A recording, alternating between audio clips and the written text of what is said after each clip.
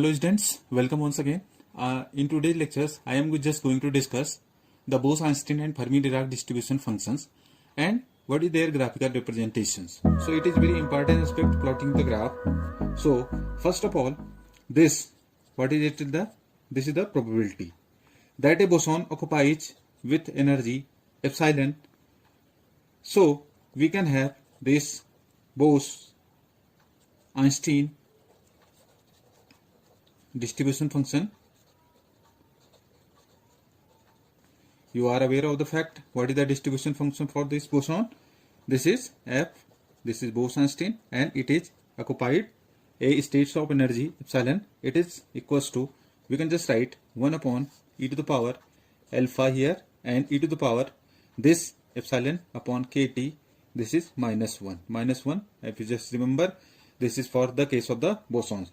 And this is the case for the bosons. So, and in the same, what is the Fermi-Dirac distribution function? If you just remind it, the Fermi-Dirac distribution function, if you just remember, this can be written as the Fermi-Dirac distribution function. This f of this Fermi-Dirac is equals to, we can have 1 upon this e to the power alpha e to the power epsilon upon this kt plus 1 here. It is here minus sign for the case of the bosons. You can just say, and here this is the plus sign, this is for the fermions here. Now this is the, you can just say, the distribution functions for bosons and the fermions. Now if you just equate, this is equation 1 here and this is equation 2 here similarly. Now if you just see a factor alpha, what is alpha? Alpha depends, you can just say, on the properties of the particular system. It depends on the properties of the particular system, and this may be function of temperature, and it is a, you can just say, it is a function of temperature here. You can just say here it is a function of temperature as well. Now, and its value is determined by the normalization constant here, by utilizing the, you can just say, normalization condition, and by the normalization condition, sum over all the states of this, what is sum of all the energy state, it is, you are aware of the fact that it is the number of energy state, total number of particles of the system. You can just say it will give you the total number of particles in the system. You can just say it gives you the total number of particles in the system.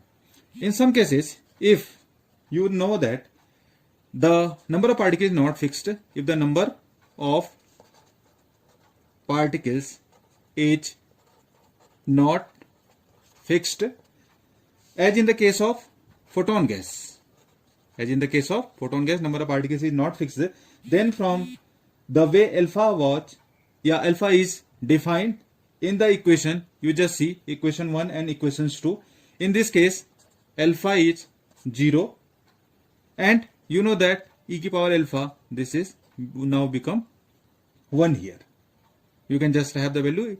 If we are saying that if the number of particles is not fixed, as in the case of the photon gas, then from the way alpha is defined in deriving this equation for the bosons and fermions, you can have the value alpha is 0, or then that implies that e to the power alpha is equals to 1 here. Now you just see that in the denominator there is a minus 1 term in equation this is minus 1 term in the equation 1 here. Minus 1 term in the denominator, what does it signifies here? It is very important aspect.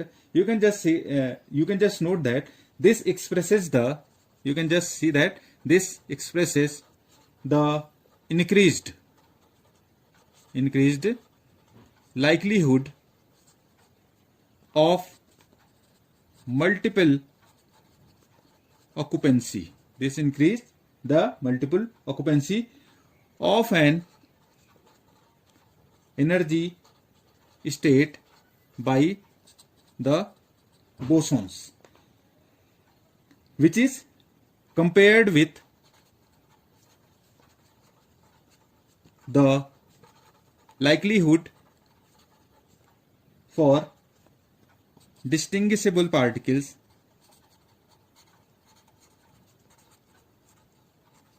particles such as molecules of the gas, molecules here. And the same consequence, there is a +1 term in the bosons, in the fermions. Here, if you just here see here, there is a +1 term in this equation as well. Now, this +1 term in the case of the fermions in the denominator, what does it signify? You can just see that this signifies it is a consequence of, this is a consequence of, you can just say that uncertainty principle. It is a consequence of uncertainty principle. What is the consequence?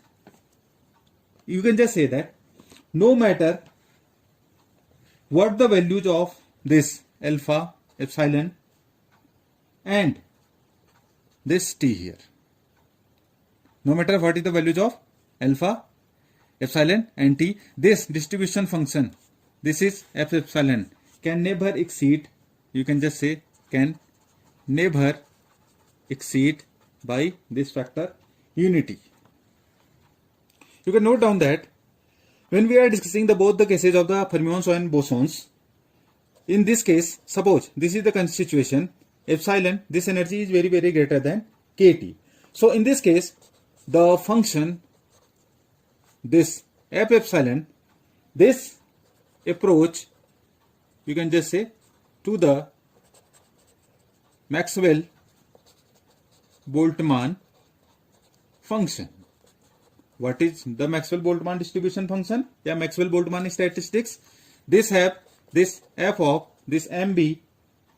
This is equals to, you can have a raised to the power minus epsilon upon this kT here. Now, you can just see that this.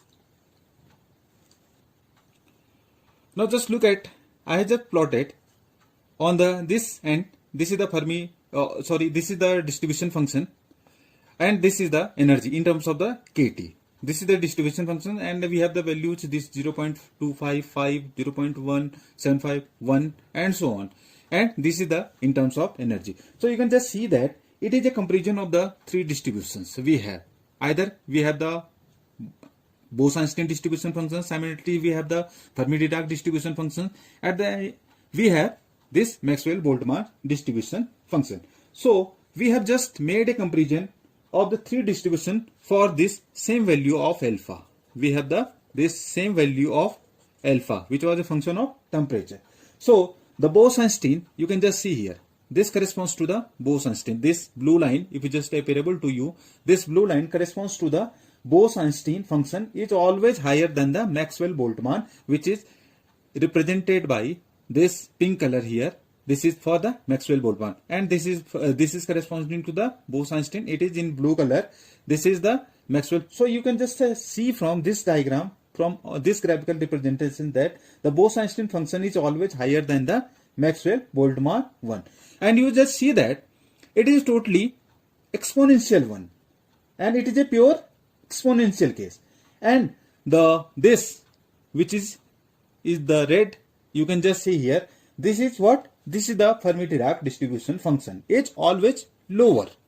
So first we have Bose-Einstein, in middle this is Maxwell-Boltzmann, and you can as you can just remember, in middle this is M, here Maxwell-Boltzmann, and this is the Fermi-Dirac, here down Fermi-Dirac is in below this Maxwell-Boltzmann. So you can just see here, now this, the Bose-Einstein function is always higher than the Maxwell-Boltzmann one, which is purely exponential one, which is, and also there is the Fermi-Dirac distribution function is always lower.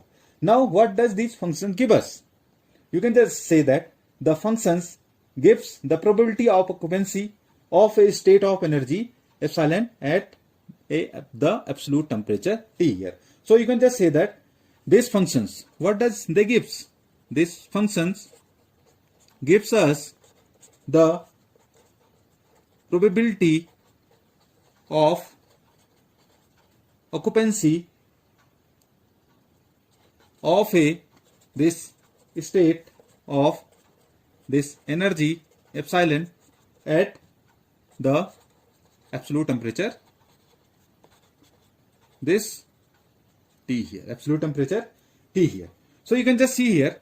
Now you can, so it is clear from the graph. You can just see that this distribution function for the Bose-Einstein for bosons will always greater this epsilon upon kT. So this, the Bose-Einstein distribution always greater, and for the molecules and for the Fermi-Dirac, for the fermions, you can just say that this distribution function is always smaller here. Now you can just see here, here we have just an equality which is just to represent the Fermi-Dirac, Maxwell-Boltzmann and Bose-Einstein. This inequality is that this Fermi-Dirac, this is less as compared to the Maxwell-Boltzmann, as it is also Maxwell-Boltzmann always less than Bose-Einstein. So you can just say Bose-Einstein distribution always have the higher value as compared to the Maxwell-Boltzmann, and the lower value of this distribution function is for the Fermi-Dirac distributions. So this inequality is very important one. So students, this is a very important discussions. As I have told you, this lecture is totally for the graphical representation of the three of the distribution functions for Maxwell-Boltzmann, Bose-Einstein and the Fermi-Dirac distribution. As you can see that this is the very exponential, and I will just in lecture, I will just also show you how to just plot the graph of the exponential one, because it is very important tool, and this is very important when you are just having exponential functions. So the plotting of the graph you must also be known, and you must also learn how to plot the exponential graphs as well. So this is in this discussion, and we will have more about the quantum statistics lecture. So thank you. Thanks for watching. Subscribe the channel.